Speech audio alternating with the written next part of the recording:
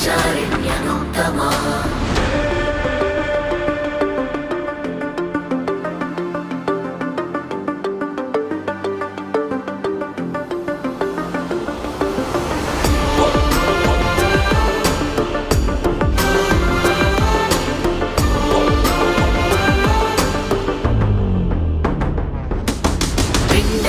प्रवरारूढा चण्डकोपास्त्रकैर्युता प्रसादं तनुते मह्यं चन्द्रघण्टेति विश्रुता